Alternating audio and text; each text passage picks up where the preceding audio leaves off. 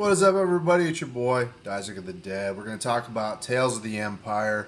Came out a couple years ago, and I didn't really get a chance to jump on board of the content creation for Tales of the Empire, so we're going to talk about it today. Much like Tales of the Jedi, it is a six-part mini-series on Disney Plus, and it's about 15-20 minutes per episode. It's not a very long series, but much like Tales of the Jedi, it focuses on two sole characters. Tales of the Jedi focused on Count Dooku and Ahsoka.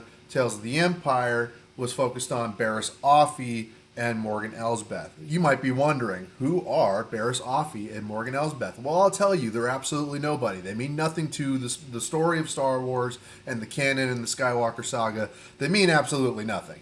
They are just Dave Filoni's jerk-off characters, and this show is completely skippable. Completely. If you had watched the Clone Wars or the Mandalorian show or Ahsoka, it might be relevant to you in some kind of way, but for me, it just felt like filler. It felt like massive filler. I mean, the most I got from it was, Barriss Offee. She leaves the Jedi Order after the Clone Wars, right? She betrays the Jedi and bleeds her crystals, so she becomes a villain and betrays the Jedi, ultimately prompting Ahsoka to leave the Order after she is, falsely accused for Barriss Offee's crimes. But Barriss Offee gets recruited by the Inquisitors after Order 66, and she just joins the Inquisitors. And I'm literally telling you the entire plot of the entire show. Like, the first three episodes, nothing happens. Nothing happens in this show. Like, I'm telling you, I think the first three episodes were the Morgan Elsbeth episodes, but nonetheless, for three episodes, nothing happens. It's Barriss Offee's in prison. She gets brought out by the Inquisitors. The Inquisitors hire her. She joins the Inquisitors, and they hunt a Jedi who has pronouns. It's a they, them, or it's another non-binary Jedi.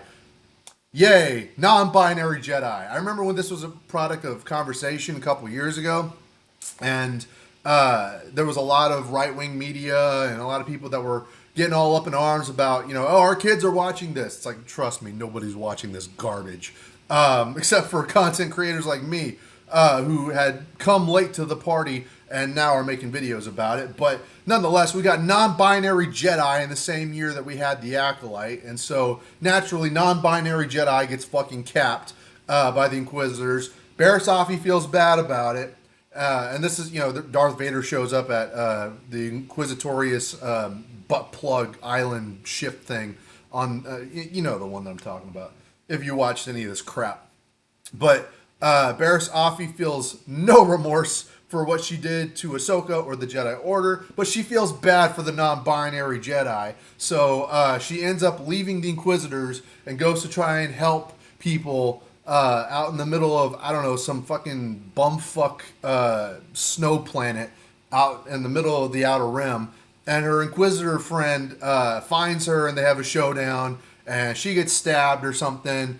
And I honestly don't remember what happens after that. I think that it leads on a cliffhanger that both the Inquisitor lady and Barriss Offee survive.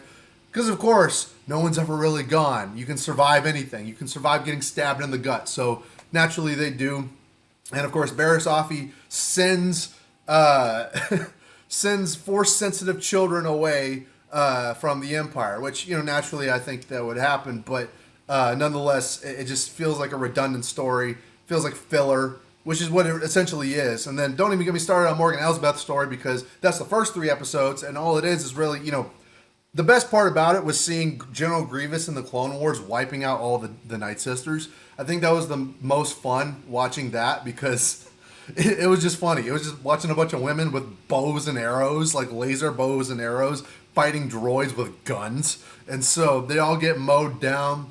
Morgan Elsbeth joins another camp in the mountains, and then she goes to what's it called? The I don't know, the bumfuck forest place in the Mandalorian. She basically takes over that entire village with the help of Thrawn. Thrawn comes in and he's like, "Hey, you were a Night Sister. I want to recruit you to join the Empire." And she's like, "Okay." And so her motivation is that she wants revenge for the death of her family. So basically, I have to ask the question here.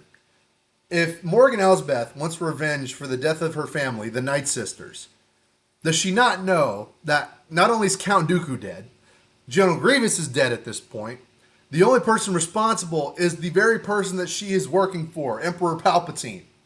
So wouldn't she want revenge against Palpatine, or at the very least against the Empire? I don't know. They don't really explain it, but all we get to know is that she's a pawn of Thrawn. So didn't mean for that to rhyme, but I am a rapper. But the Empire ends up doing the very thing where it's like, oh, she's on this planet and she's extracting their resources to try and create more efficient energies and technologies. And the Empire, in a room full of men, are like, that's great and all, but you're a woman, so we're gonna steal your idea and we're not gonna give you credit. So they were really trying to hammer that over the head in this series, and I just rolled my eyes. I was just like, oh yeah, you guys got room to do this shit, don't you? 15 minutes of screen time and you're gonna do this. Okay, make it worth my time. You know, whenever I think of Tales of the Empire, right? I see Thrawn, I see Sidious, I see Grand Moff Tarkin, I see Admiral Pelion, I see Darth Vader. Where's the Darth Vader TV show? Why not? We get Darth Vader everywhere else. We can't seem to do a Darth Vader solo anything. You know, I would pay good money to watch Darth Vader just hunt Jedi. I would. Fuck the Inquisitors. I would just watch Darth Vader going out mowing Jedi down. You know, we get him in Rogue One. We don't really get him in Andor. We get him in this show, in Tales of the Empire, because obviously, but we get him in Maul Shadowboard. We get him in Rebels. We get him in all the, like, perspective series, and like Obi-Wan Kenobi. Oh god, don't even get me started on Obi-Wan Kenobi. But basically, we don't get a solo Vader show. You'd think after Rogue One we would, but no solo Vader show. We just get Vader being a fucking idiot for all of these different, you know, spin-off shows and perspective, you know, Star Wars things. Fucking hate Disney Star Wars.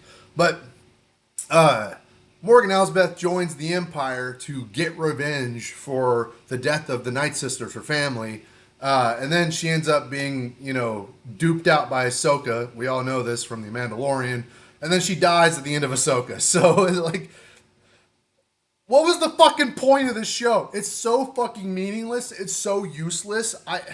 It was a waste of time. Don't watch this. Don't watch Tales of the Empire. It's a waste of fucking time. It's just Disney Star Wars being Disney Star Wars. It's I wouldn't even say it's like wasted potential. It's just filler. It's a waste of fucking time. You're not going to know who these characters are. You're not going to give a shit about these characters. And ultimately, it means nothing. It's so meaningless. It's just bland, mindless content for you to consume. It's an insult to your intelligence. It's an insult to your time.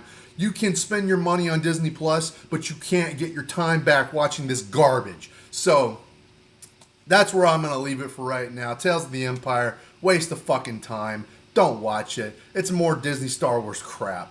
But let me know what y'all think in the comments down below. Like, share, and subscribe, and I'll see y'all in another video very soon.